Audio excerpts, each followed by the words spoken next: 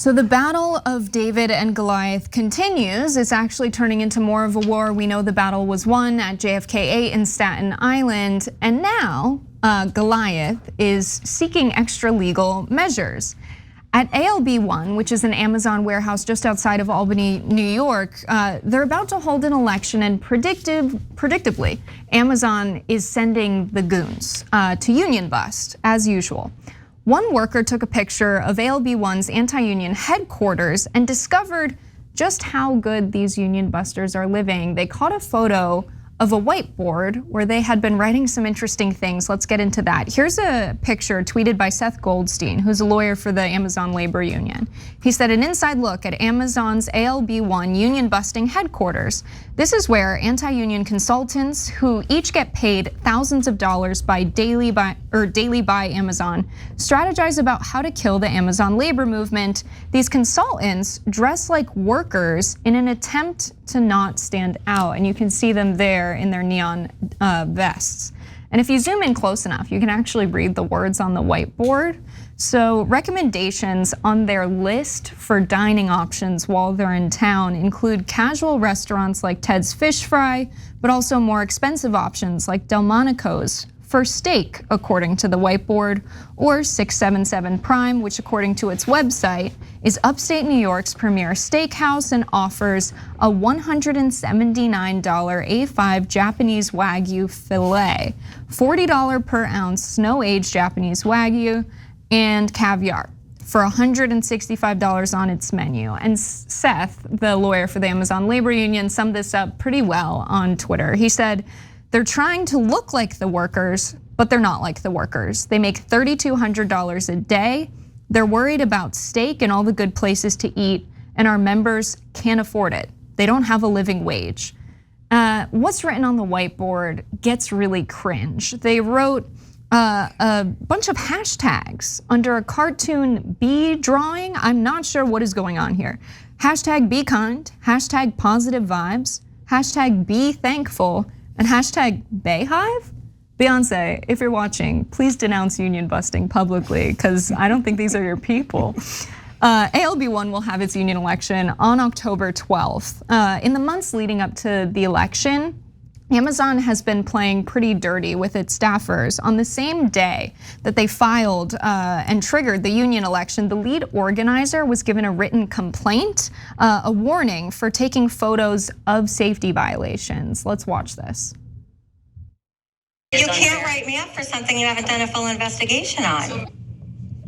Like I said, I did not conduct the investigation. Then who did? You guys can't come to me with disciplinary action if you haven't conducted a full investigation. The investigation is complete. So is this a written warning? So this is a final written. Wait, this isn't a final written warning because I didn't even get a verbal warning. Amazon has sent its loss prevention employees now to the bus stop where Chris Smalls was organizing for the upcoming election. Let's watch that. It's up to your attorney. Why they got y'all doing jobs? So go inside and get a copy of the letter. Would you like a copy? Okay, so just to confirm, you're refusing to leave the property? Just to confirm, you're defying a letter from the attorney, and you are not respecting his right to be here. He makes a good point there. What is your job, man? You work for loss prevention and you're out here trying to kick me off of the bus stop because I'm organizing a union? Absolutely insane. Amazon has also gone so far as to call the police on the organizers at that bus stop. Let's watch. So we got a call from Amazon.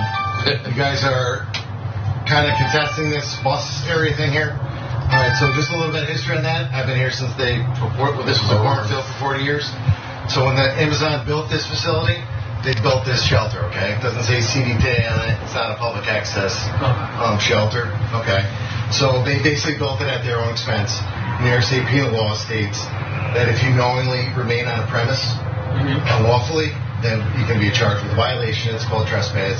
It's not the end of the world. You know what our job is? Like if you call us, it's a legitimate complaint as far as we're concerned. We don't want to arrest anybody. But if we will if we have to. That's our job. I mean, it's gonna look bad for both of y'all, but I'm just saying. Well, He's right. It will look bad for both Amazon and the police because they're protected under Section 7. They're allowed to be at the bus stop by the Amazon warehouse that Amazon apparently paid to have constructed, but it is a public bus stop. I spoke with Seth Goldstein on the phone earlier today, the lawyer with the Amazon labor union, and they've got 3 cases ongoing for 3 complaints with the NLRB right now, and the board found merit in these cases. Nevertheless, the election is still happening on the 12th, but one of the remedies is for a national order against Amazon so that workers will be notified about what happened and how it's wrong.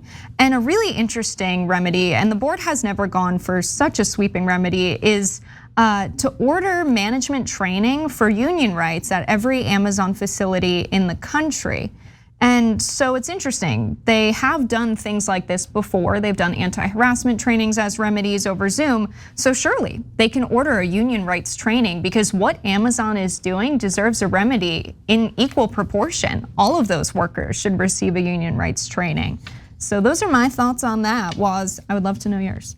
Yeah, I think it's the same old story, honestly. Every time a union drive pops up with any one of these major corporations, they spring into action and try to squash it. I kind of chuckle because that restaurant got to step it up. I mean, $3,200 a night. I think they could afford the A5 Wagyu, probably ribeye. Some of us like a little bit more fat content on our Wagyu. No, but seriously, it's always fun to watch management sort of step on a rake there, right? Like we're talking about people who are fighting for basic rights, like a little bit of higher wages, better working conditions, vacation pay, sick pay, the most basic of workers' rights. And the consultants come in, the people who are getting, the people that Amazon can afford to pay $3,000 a day to try to union bust are going out and having steak dinners when they're not union busting.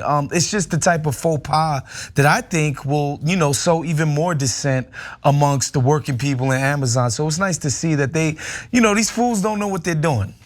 Yeah, absolutely. And they're getting out organized by the ALU. People that initially they were spreading emails about, talking smack about, and now those people are leading this movement that's really successful. Yep. I mean, they've got another union election going on in Albany. They're working on unionizing warehouses across the country. They're having national calls. Meanwhile, Jeff Bezos has not answered for the $127 billion that went unreported to the IRS. He's paying a 1.1% tax rate when on average Americans pay 25% on their income. And it's just disgusting that they're willing to spend this amount of money to squash this union movement and pay people, like Waz said, $3,200 per day.